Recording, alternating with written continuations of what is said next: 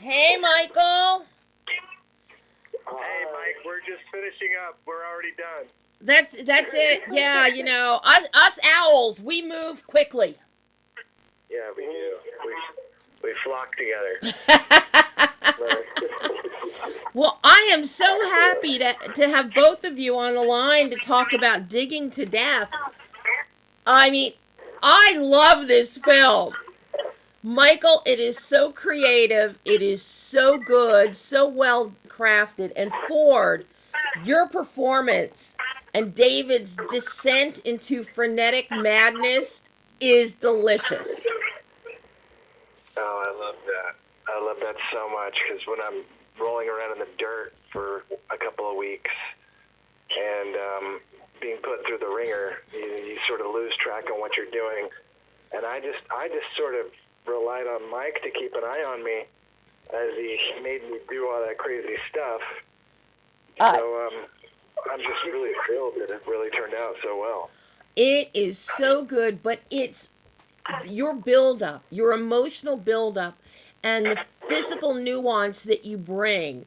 First we've got David, and he's like, yeah, okay, you think he's putting up a veneer about being okay with the divorce and everything, but he's putting on a happy face. You can really see that, especially when he goes into work. Boy, that's tough to put a happy face on there. But then the more we see the corpse and this interest and this oh my god, what do I do? There's money here. What do I do? Do I take it? Do I keep it? What do I do? And as that starts becoming obsessive, your whole mannerism starts to change. Your posture, your movements, your facial expressions, your cadence.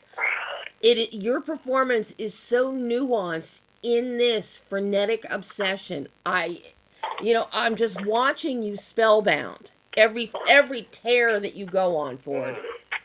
Oh, thank you. Thank you so much. I mean, and it's a fun film.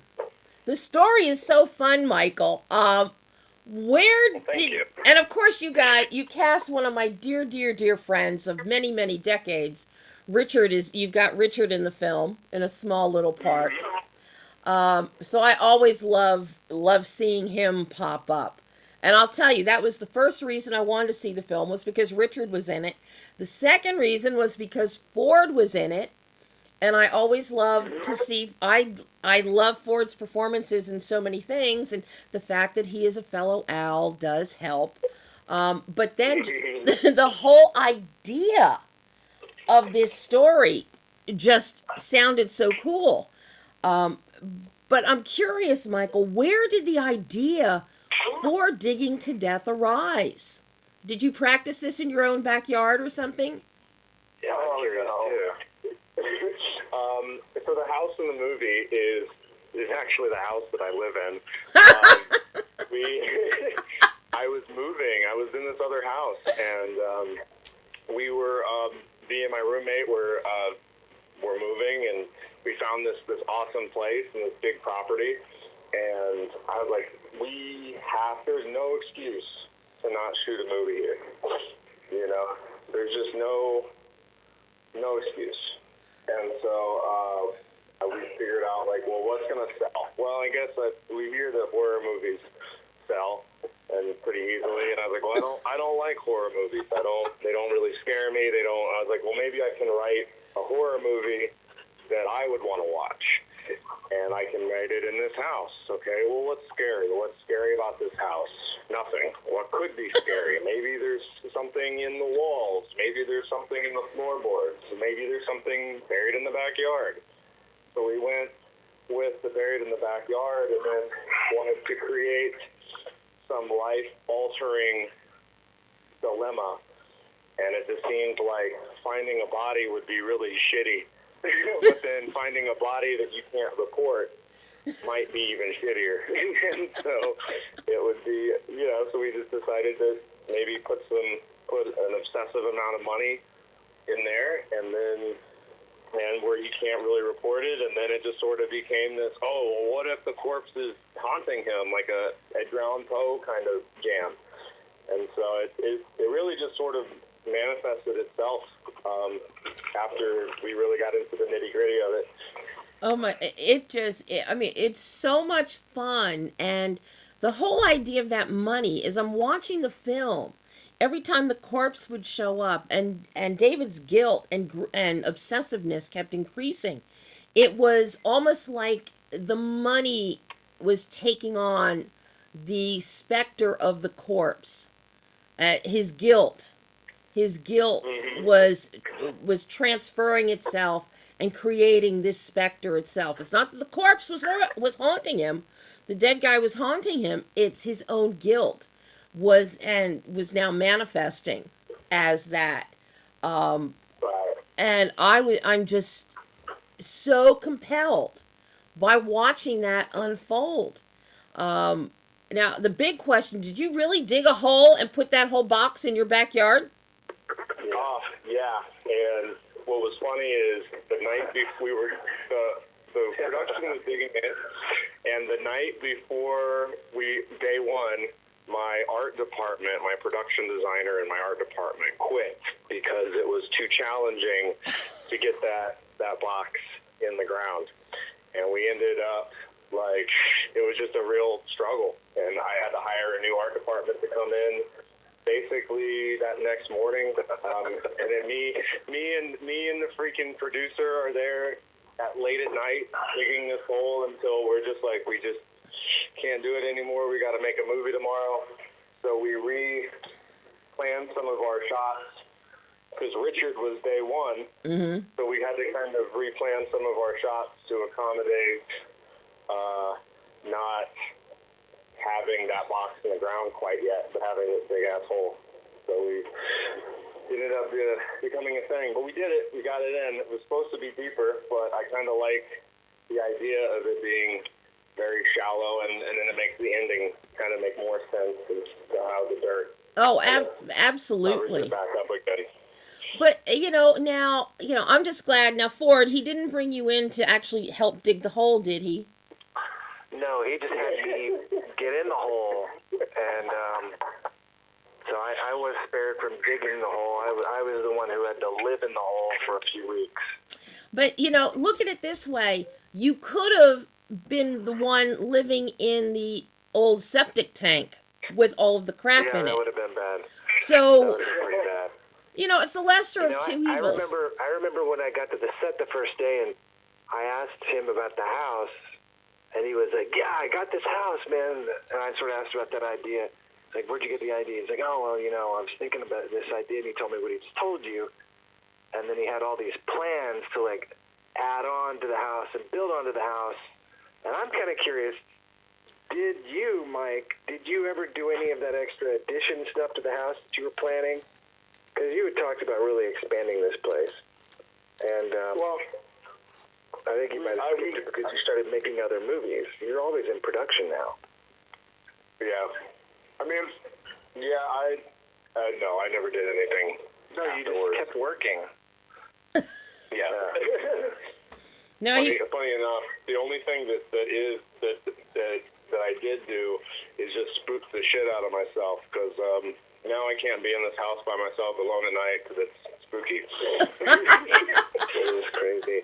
Maybe to go back to your hole in the ground question, it wasn't enough that he had us get down in that hole and work in that hole for so many days. He had to make it rain on us in Southern California, and as actors living in California, we sort of thought rain was just a myth. So he had a machine to create the rain, and it was February. And February rain in Los Angeles, it was kind of a nightmare. And we had to have a hot bath waiting on the set, and I think there was whiskey that was offered at one point, some sort of body-warming liquor, and both Tom Fitzpatrick and myself had to be in that cold, wet water in the hole together, and it almost broke me as a human being. It almost broke my mind. Oh my God! It was one of the most almost killed Tom. Yeah, it's one of the most intense things I've ever had to do in a movie, and I don't think any actor should ever be put through that, honestly. But If anybody watches the climax of the movie, they'll know exactly what I'm talking about, because it almost broke me. It destroyed my life, and I'm still picking up the pieces to this day. It's funny when he, that moment, because to his defense, I did push him quite a few takes after I'd already gotten it, and there was a moment where you see the break, you physically see it, and it's I remember when it happened, I was like, oh fuck, did I go too far? Oh no, because he was just weeping, and it was like emotions were just everywhere, and you can see the eyes change. His eyes get right when it happens.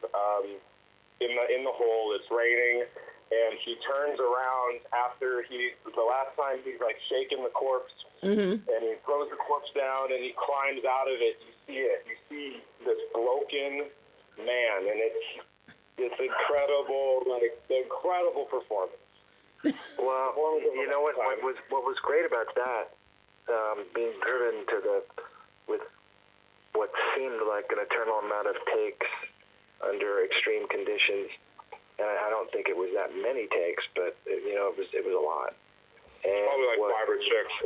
And so what happened as a result is that it took me to a whole different place for the remainder of the shoot. And there was a pretty good amount of the film left to shoot after that night. And specifically, some of the scenes towards the end of the film, chronologically. So it really did put me in a place where all of a sudden it was like I had some real fuel come up as an actor that I was able to draw on because of that night. Wow. So it was extremely intense. Well, Michael, I mean, how cruel can you be? Here's poor Ford. Not only does he have to get in a box in the ground with a corpse and $3 million, but he's got to shovel dirt on and off the top of this thing. He's got to use power tools. He's got to use a chainsaw. He's using a nail gun, driving it into people's heads. He's got to lug things that are very heavy, including $3 million, which is not light. I mean, this is... Did he get hazard pay for this role, too? Oh, yeah. Oh, my God. I mean, my SAG deposit was pretty much absorbed into all of that. I think half of it went to the fact that Tom almost died. Yeah. Tom is amazing as our corpse, maybe not corpse, come from the dead corpse. He gives, and the walk that he developed, Michael, it is fabulous watching him. It's almost like a little kid that, they're doing a 3-legged race with their arms tied and not their feet. And it adds comic relief amongst the most pressurized, intense moments. And, it's just another element to this film. Well, one of the great things about all those, it was shocking, Tom and Richard, really, who you mentioned earlier, both of these guys, and Kenny Campbell, all three of these guys have worked for decades. I think Richard really's got over 400 credits now. Oh, it's ridiculous. And Tom's been in an uncountable amount of films. When these guys came to this little set, and Mike and I put them through these very I don't want to give away too much of the movie to people, but various gruesome things that, you know, if your best friend tried to pull these pranks on you, it'd probably destroy the friendship. And Mike was making me do these things to all these very accomplished, celebrated professional actors, and they were just the most amazing talent. So prepared and willing to go as far as Mike wanted us to go. And you know, at one point I was like, am I really bashing this, you know, this guy that I watched on Broadway with, you know, gosh, so Richard Reilly was in a production of The Iceman Cometh on Broadway, and I got to watch it, and here I am, I'm bashing his brains in with a claw hammer in the middle of a muddy field out behind a house, and I guess I gave that away, but that's okay. Maybe he survives and comes back to kill me, but you never know. But this guy, I mean, it's like, it was just take after take, and he's just, yep, okay, let's go, let's do it again. Maybe I'll just get a cup of coffee, and then we'll do it again. And it just kept on going back, and really, like, all the actors, we all really committed to it and brought everything we had for Mike's film. Yeah. And I think that really speaks to Mike's ability to work with actors. He gave us enough of a lead to make our own choices, and then he just sort of guided us back to where he needed it to be so that he could have the through line of the film really work out towards what he was going for. And, you know, that's one of the reasons that you've got to work with actors like Richard and Tom and Kenny and myself and Rachel is, you know, you have to have people that are trained to know what they're doing so that they can be free in those moments. And also, everything that he imagines. You know, and also because in a film like this, with what is actually transpiring and what each of you is being called upon to do, you really need a director who can trust his actors, who can work with his actors and collaborate so that nobody gets hurt. Yeah. Right. Yeah.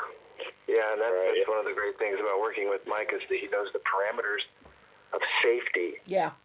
And he knows how to thread the needle to get what he wants without sacrificing anybody's health or wellness. You know, I've got to ask you, Michael. I've got to ask you, Michael. Your visuals, working in the house. Number one, on the one hand, for a director, it's great. It's one setting, essentially, but for a couple of the office scenes, you've got one location, one setting, but here you've got narrow staircases going up. You've got a staircase going down into a basement, which, by the way, that brick face in the basement is fabulous. It's gorgeous. But I'm curious about you working with, I know, it's probably fake. That's what you're going to tell me. It's a studio, yeah.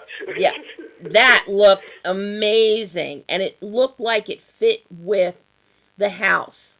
That the house had been remodeled at some part, and this was part of the original structure. But working with your DP, with Justin, I love a lot of the lighting that you use in the house in particular, and the exterior at night during the rain. Really, you get that gorgeous blue-black inkiness in the night with the rain sleeting against it, actually. But then in the house, you contrast that. You have some cooler blues in there at night that mesh with your exterior, so the exterior is coming interior. And then the way the camera is navigated through the house, up and down staircases, through the doorways. Doorway framing is excellent. The VFX, I think you did this digitally with the specter of the corpse, only reflected in lightning on the opposite side through the door, through a glass pane in a doorway. Really nice, tight lensing. The framing and the lighting is excellent. That was actually all practical. The wow. in the window. It's gorgeous. Thank you. I know. Justin's very, very proud of his cinematography, and it's very cool. Me and Justin have a very unique relationship because before I was a full-time director and producer, I actually made my name as a gaffer, lighting big movies and big budget music videos and commercials. And so I got to meet Justin where I was employed by him, and I was lighting for him. And had brought my own lighting style to the table. And now me and him can kind of collaboratively build worlds just because we know each other's styles and know what we like and what we don't like. And Justin came out and shot the next movie that we're doing. And it was just an absolutely incredible experience. Yeah. What kind of visual references did the two of you have to come up with the visual tonal bandwidth that you did develop? I gave him some moody references, like Gordon. I'm having a brain fart here, but Gordon from the Godfather, and there were just moody references like The Shining, lots of Kubrick stuff, and then tone-wise, as far as just like story behind the lens, I wanted everything to feel like as if it was an adaptation of an Edgar Allan Poe book. Mm-hmm. Like if we were to make a movie based on The Crow or The Telltale Heart, like what would it look like? Mm-hmm. You definitely established a really good ambient bandwidth here, melding the emotions and the visuals.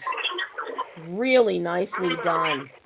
I'm curious for you, Ford, what kind of rehearsal time did you get with this film? For me, I had been working with Martin Landau at the Actors Studio for about 7 years, and I used a lot of the things that he taught me there. And when I got the script, I used a lot of Marty's advice and his techniques and some of the other teachers I have at the Actors Studio there to really break it down and go through it so that it was a very intimate, personal amount of selection of choices on what to do with the character and what to do, how to approach the work to really make the character real. And most of my stuff that I did was me in a room doing basically like Actors Studio method exercises, which is very difficult if you're talking about killing people in a movie. True. So yeah, because you want to maintain control in every situation. Mm-hmm. And but that's also one of the reasons that you do it in private. You have to make it a very personal, private sort of exploration of the character and what's written in the text. And by doing that, I was able to come to set in character every day, ready to work, and just anything that was thrown at me, it was all right there at my fingertips, right on my sleeve. And it's like a very, very personal. You're in a room. You're working on a lot of vocal choices. Some days you're working on a lot of connections, maybe some substitutions to people that you know personally. For instance, my daughter, I substituted some people that I care a lot about for my daughter. And then for my best friend in the movie, Kenny Campbell, I substituted one of my good friends. And a friend who I'm actually trying to get cast in Mike's next movie. But, it's like simple stuff like that, because when you're substituting your own people in your life, then it makes the scene work that much easier. Mm-hmm. And it's like you've almost already had these conversations 1,000 times. If you're you're having it. It's like breathing. It's like you already know the people. So that's the biggest thing when you're working on these lower budget films is you get to set. There's zero rehearsal, or maybe there's a few little quick rehearsals to tweak for the camera, and that's why I find if you start substituting personal relationships in these characters, that it like really helps you. Mm-hmm. And that's, I don't ever really tell anybody about that, but I told you because you went to Temple. Oh, thank you. But yeah, all of that was taught to me by Marty Landau, and it was really an honor for me to use his tools in this movie, because this was actually the third feature I made after I went and started working with him. And it was the first that I really got to be the lead role in the movie, carrying the film on my shoulders and using his tools. And it was also the first movie that I made after he passed away. Oh, my God. So it was a really great way for me to honor his legacy by using what Marty taught me. And you know, from your point of view, it obviously works. So thank God. Well, you know, having known Marty for many, many years myself, he would absolutely love your performance. He would love it. You really paid tribute to him and his teachings with this role. I got to tell you, really well thank done. you. Yeah, that makes me feel really good to hear that. You know, he was a one of a kind. Oh my! Tell me about it. He was there. Will never. They broke the mold with him.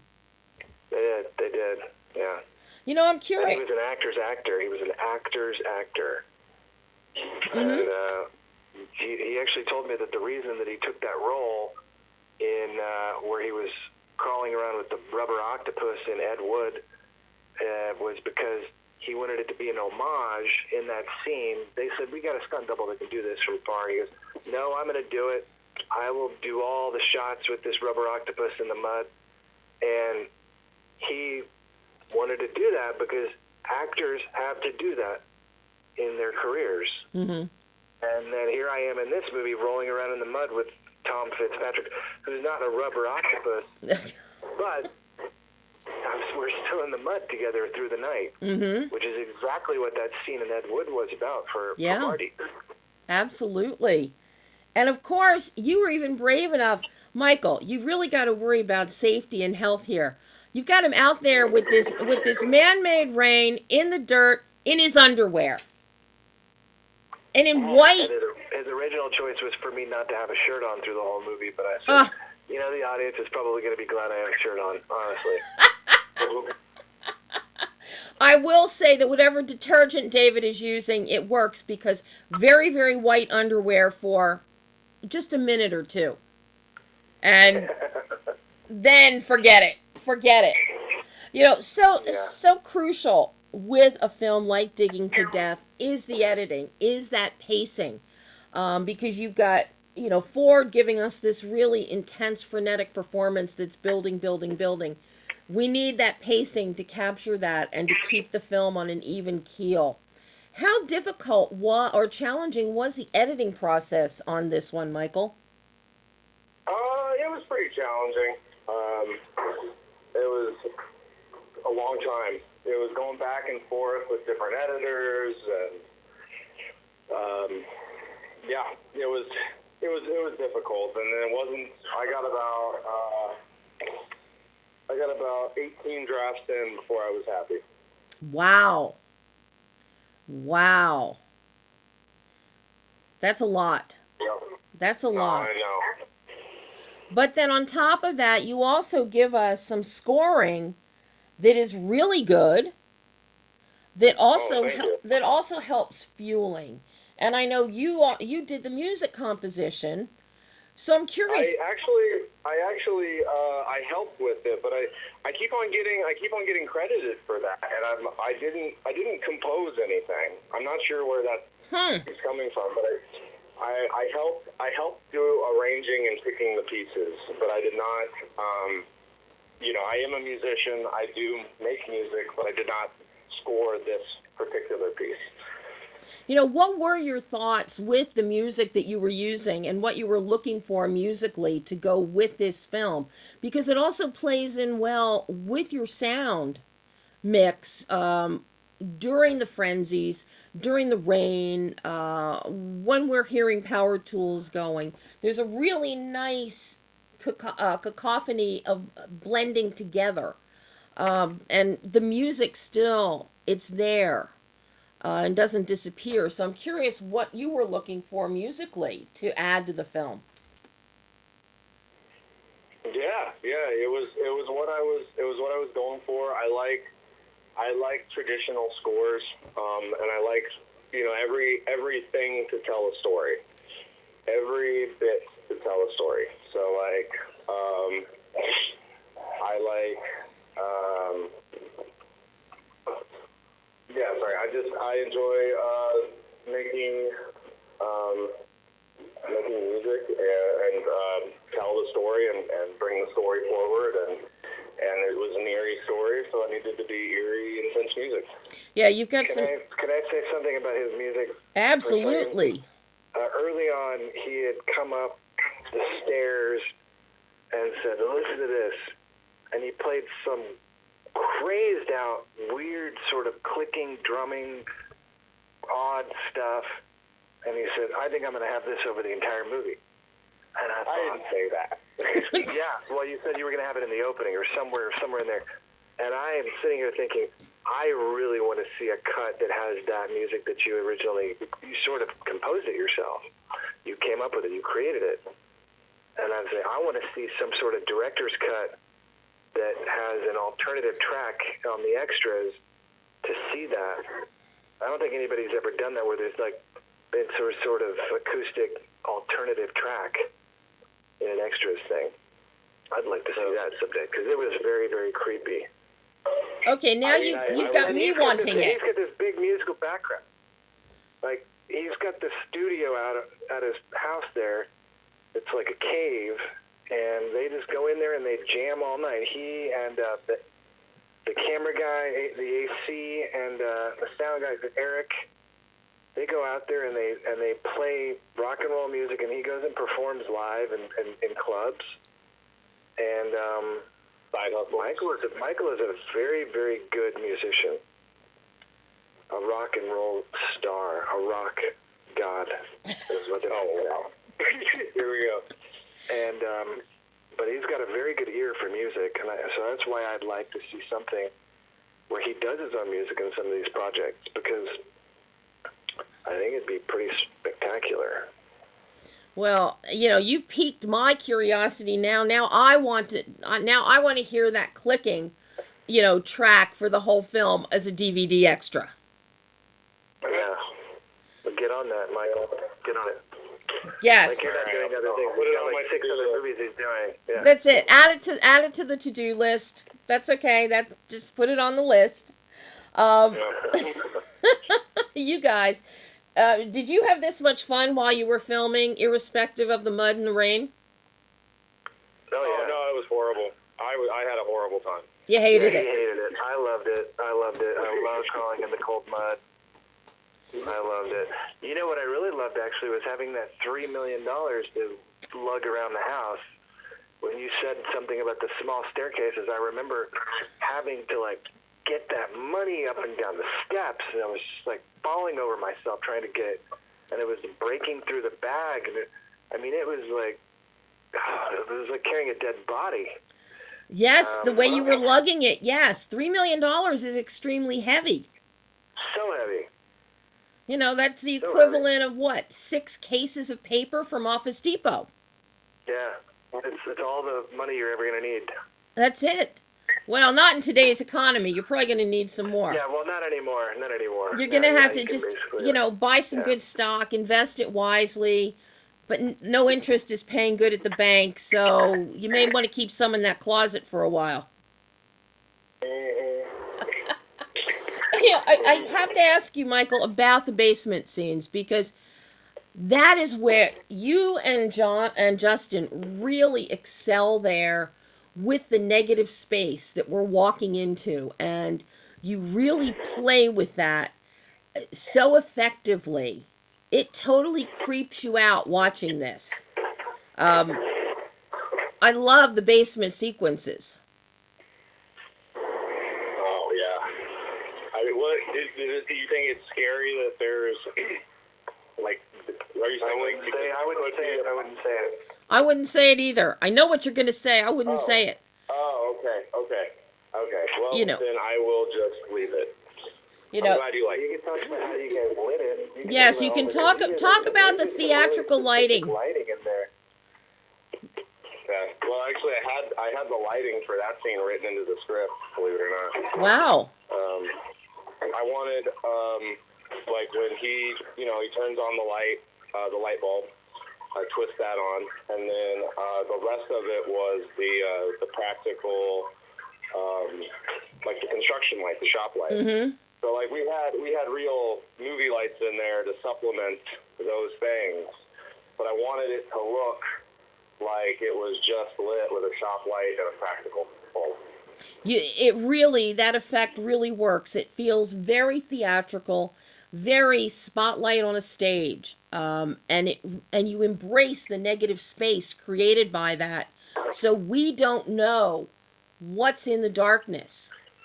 What is in that darkness that is, the shadows coming off that brick.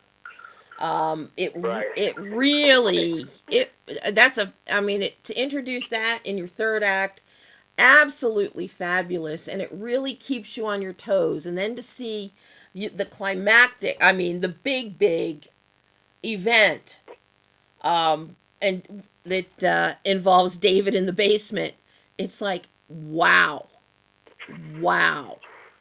You really brought it all home with the basement in that third act, and as we slowly get more light in there and really see what he has done and what's happening, and it sends the mind reeling in so many different directions. Well, I'm glad you like this. It's wonderful. Michael, is this your first feature film? This is the first feature film that I have gotten distributed worldwide. So this will be my first big movie, big feature film, if you want to call it that. Well, I think it's a big feature film. I would love to see this on the big screen, actually. Where is that? I wonder how possible that is. Is that playing anywhere soon, Michael? In theaters? Well, it's playing in Los Angeles and Kansas City at the moment. Oh, it needs more than that. Well, Debbie's in Philadelphia. We need to find a movie in Philadelphia. We need a theater there. Yeah, we need to find a theater there.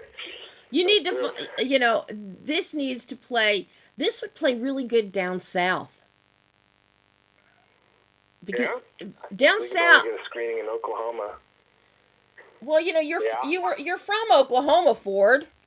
Yeah, I can do that. Hey, but you're talking about Louisiana, aren't you? I'm talking about like Georgia, Kentucky, West Virginia, Georgia, Alabama. This is the kind of film.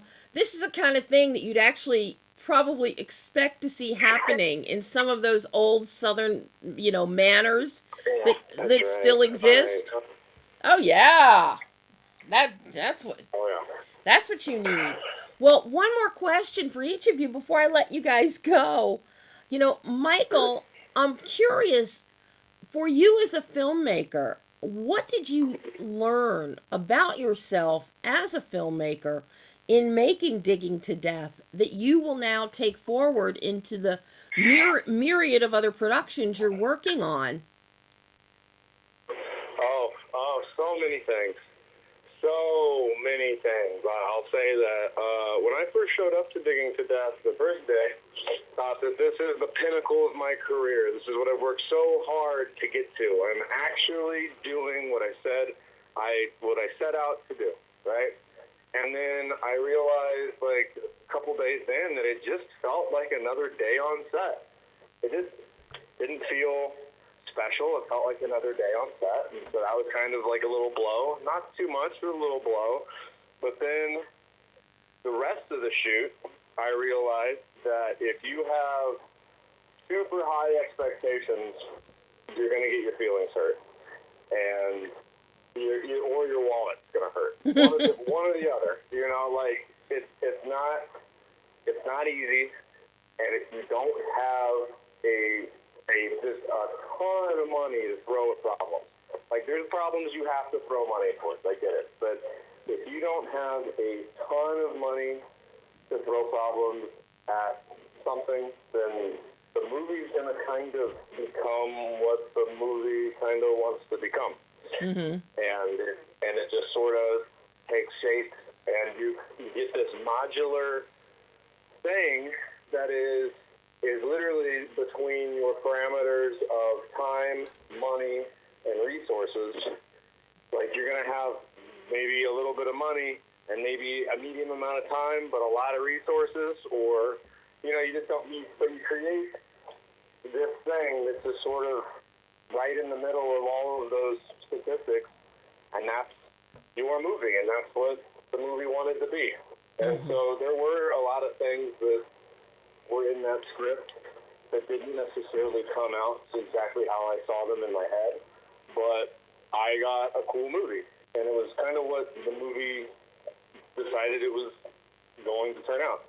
So I just say, like, new filmmakers or any filmmaker that has these expectations of glory or just anything where it's just going to be more than just a job for you, just get it out of your head, because it's like all movies, big budget, small budget, they're a total shit show. So it's how do you either you fix the problems with money or you fix the problems with creativity and panic. You know, and for you, Ford, I'm curious, you know, because you really pushed yourself emotionally and physically with this role. What did you learn about yourself as an actor that you can now take forward? I can kind of go off of what he said, because he's coming at it from a behind-the-scenes directorial, guy on the other side of the camera, which those are more technical jobs. For me, what I come away with it, and every time I do another movie, I learn this, is, he says it's another day on set. You got to solve problems. You're going to have to do it with money or preparation. And one of the things that I, as an actor, like to bring to the set is something that the people who wrote the movie never imagined was going to happen.